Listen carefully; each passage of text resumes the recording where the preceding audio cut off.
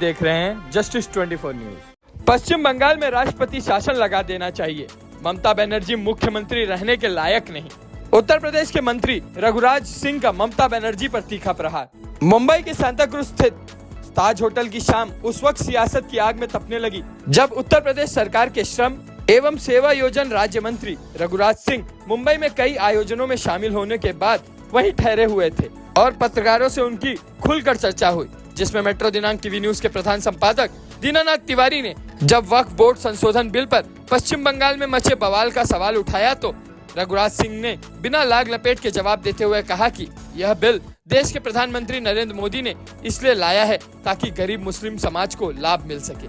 उन्होंने कहा कि आज असदुद्दीन ओवैसी जैसे अमीर मुस्लिम नेता और कई मुतवल्ली वक्फ की जमीनों पर कई 100 करोड़ की संपत्ति कब्जा कर बैठे हैं और किसी भी जमीन को वक्फ कहकर उस पर हक जता देते हैं। उन्होंने पश्चिम बंगाल की मुख्यमंत्री ममता बनर्जी पर सीधा हमला करते हुए कहा कि अब वहां राष्ट्रपति शासन लगा देना चाहिए क्योंकि ममता बनर्जी मुख्यमंत्री रहने के लायक ही नहीं है। उन्होंने उत्तर प्रदेश के मुख्यमंत्री योगी आदित्यनाथ की तारीफ करते हुए कहा कि पूरे योगी राज में एक भी दंगा नहीं हुआ क्योंकि योगी जी ने स्पष्ट कहा है कि जिस भी इलाके में दंगा हुआ वहां के थाना प्रभारी से लेकर एसएसपी तक को सस्पेंड कर दिया जाएगा और जो भी अपराधी आंदोलन के नाम पर तोड़फोड़ करेगा उसके घर पर बुलडोजर चलेगा और उसे नुकसान की भरपाई खुद करनी पड़ेगी। उन्होंने महाराष्ट्र में अपने अनुभव साझा करते हुए कहा कि जब से वह यहाँ आए हैं कई लोगों ने उनसे शिकायत की है कि यहाँ सुबह शाम कान फोड़ू लाउडस्पीकर से नमाज पढ़ी जाती है जिससे लोगों की नींद हराम हो गई है। उन्होंने इस मौके पर महाराष्ट्र के मुख्यमंत्री देवेंद्र फडणवीस से अपील किया कि जैसे उत्तर प्रदेश में कानून व्यवस्था के तहत सभी अनाधिकृत लाउडस्पीकर हटाए गए हैं वैसे ही महाराष्ट्र में भी लाउडस्पीकर पर लगाम लगे। इसके अलावा उन्होंने होली के समय दिए गए अपने विवादास्पद बयान का भी जिक्र किया जिसमें उन्होंने कहा था कि त्रिपाल का बुर्का सिलवाकर नमाज पढ़ लो, जिस पर खूब बवाल हुआ। पार्टी का भी दबाव आया, विरोध प्रदर्शन भी हुआ और उनसे माफी और इस्तीफे की मांग भी की गई। इस पर भी उन्होंने दो टूक कहा कि एक मुस्लिम पत्रकार ने उनसे कहा कि हम तो नमाज होली के वक्त ही पढ़ेंगे। तब उन्होंने जवाब दिया था कि होली साल में एक बार आती है, रंग कहीं से भी आ सकता है, समय नहीं बदल सकते तो अपने आप को बचाने के लिए त्रिपाल का बुर्का सिलवा लो। और इसी अंदाज में उन्होंने प्रधानमंत्री नरेंद्र मोदी और मुख्यमंत्री योगी आदित्यनाथ की नीतियों की सराहना करते हुए सभी पत्रकारों के सवाल का बेबाकी से जवाब दिया और एक बार फिर अपने बिंदास अंदाज से बता दिया कि वे जो कहते हैं डंके की चोट पर कहते हैं। अब आइए देखते हैं जस्टिस 24 न्यूज पर इस खास बातचीत के दौरान उत्तर प्रदेश सरकार के राज्य मंत्री रघुराज सिंह ने क्या कुछ कहा इस रिपोर्ट में। नमस्कार दर्शकों, जैसा कि मैं बताना चाहता हूं कि आज हमारा सौभाग्य है कि आज हमारे उत्तर प्रदेश के राज्य मंत्री सम्माननीय रघुराज सिंह जी हमारे बीच में उपस्थित है।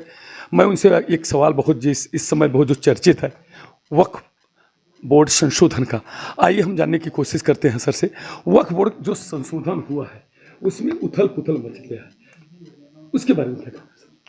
देखिए, वक्फ बोर्ड का संशोधन जो है गरीब मुस्लिमों के लिए है और अभी तक जो है बड़े लोग कब्जा किए हुए थे, जैसे ओवैसी जी हैं उनके परिवार ने कर रखी है 250 करोड़ की संपत्ति कब्जा, जैसे मदनी जी हैं देवबंद के, वो बहुत बड़े नेता हैं इसके, उन्होंने कम उनके परिवार ने 250-300 करोड़ की कब्जा कर रखी है।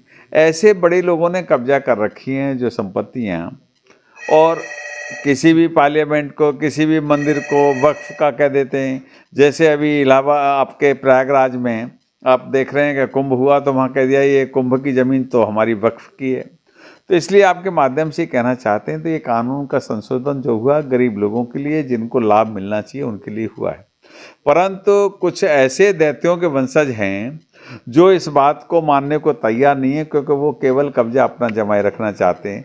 2-4-6 ऐसे लोग हैं, जैसे अभी आप देख रहे हैं पश्चिम बंगाल में स्थिति खराब कर रही हैं और ममता जी स्वयं इसकी अराजक तत्वों से मिली हुई हैं।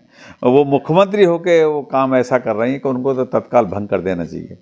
और इसलिए मैं आपके माध्यम से यही कहूँगा कि वक्फ बोर्ड जो है संशोधन बिल जो आया है आदरणीय प्रधानमंत्री जी गरीब मुस्लिमों के लाभार्थ लेके आए हैं। उन्हें कोई पर्सनल कुछ चाहिए नहीं, उन्होंने तो आदरणीय योगी जी हुए आदरणीय मोदी जी हुए इनको कुछ चाहिए नहीं, इनको तो केवल जनमानस के हित में काम करना है, 24 घंटे हिंदुस्तान के हित में और वो प्रदेश के हित में काम करते हैं, इसलिए वक्फ बिल संशोधन बिल लाया गया।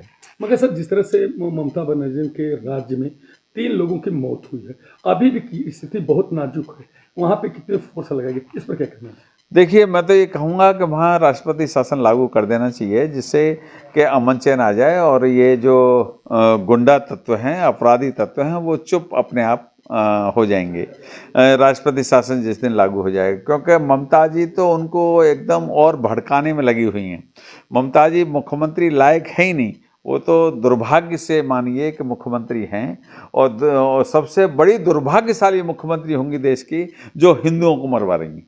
मगर सर, जैसा कि आज उत्तर प्रदेश में महाराज योगी आदित्यनाथ का शासनकाल, वहाँ पे पूर्ण रूप से माइक बंद हो चुका है, अजान नहीं होता है, जो होता होगा तो अंदर से होता। मगर आज महाराष्ट्र में खुलेआम नींद हराम की जा रही है, इस पर क्या कुछ करें? देखिए, आदरणीय मुख्यमंत्री महाराज से निवेदन करूंगा कि मैं यहाँ आया हूँ तो कई लोगों ने मुझसे पूछा भी है, जैसे उत्तर प्रदेश में लॉ एंड ऑर्डर मेंटेन किया है, वैसे ही यहाँ पर भी लाउड स्पीकर बंद कर देने चाहिए। क्योंकि अल्लाह के ज़माने में लाउड स्पीकर नहीं थे और किसी को हम केवल 15% लोग 85% लोगों को परेशान करें, ये ठीक नहीं है।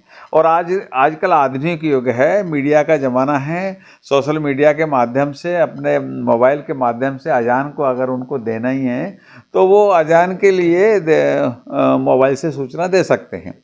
इसलिए आपके माध्यम से यही निवेदन करूंगा कि उनको भी तत्काल बंद कराना चाहिए। मगर जिस तरह से आपने एक आपका वक्तव्य बहुत वायरल हुआ था, टेंट में नमाज पढ़े, इस पर क्या कुछ करना? देखिए, मैंने ये कहा था कि होली साल में एक बार आती है और पवित्र त्यौहार है हमारा। रंग की दूरी हम ये नहीं कह सकते कि 20 मीटर पड़ेगी, 25 मीटर पड़ेगी, क्योंकि एक दिन खेलते हैं। नमाज के लिए 52 इनके जुम्मा आते हैं, 52 दिन पढ़ते हैं, एक दिन लेट पढ़ लें।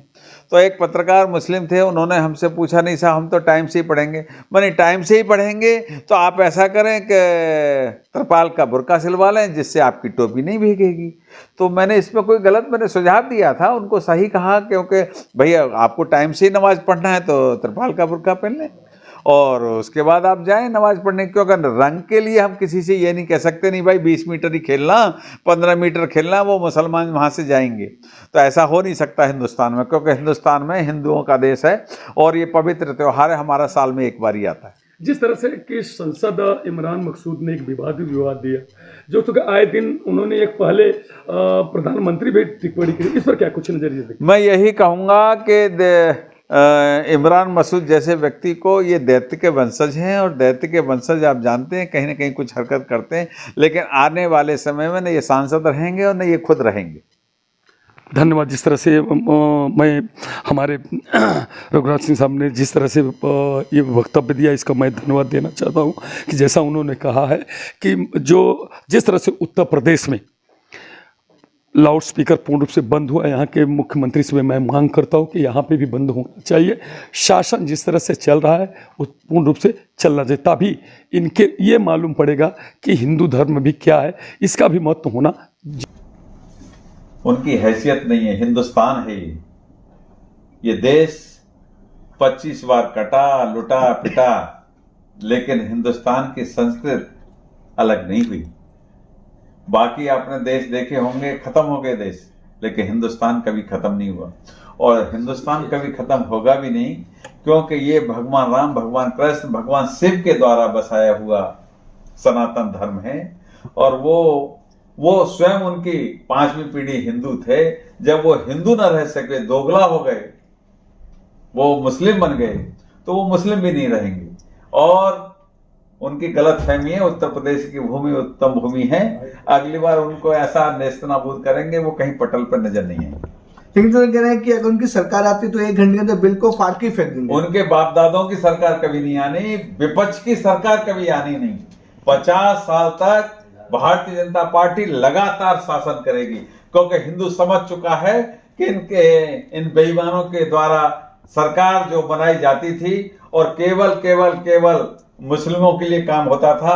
बराक ओबामा पूर्व राष्ट्रपति ने लिखा है अपनी किताब, उनकी किताब पढ़ लेना, यदि 10 साल हिंदुस्तान में मनमोहन सिंह की सरकार होती तो ये इस्लामिक कंट्री बन गया होता। ये तो भगवान ने और हिंदू भाइयों ने बहुत अच्छा किया। जो हिंदू हित की बात करेगा वही देश पे नाज करेगा, हमारा नारा था और उसके तहत आदरणीय हमारे देश के प्रधानमंत्री नरेंद्र भाई मोदी बने हैं। तो इसलिए इमरान मसूद जैसे लोग, तो मैं आपको बता रहा हूं ये नाली के कीड़े हैं, ये ज्यादा दिन नहीं रहने वाले।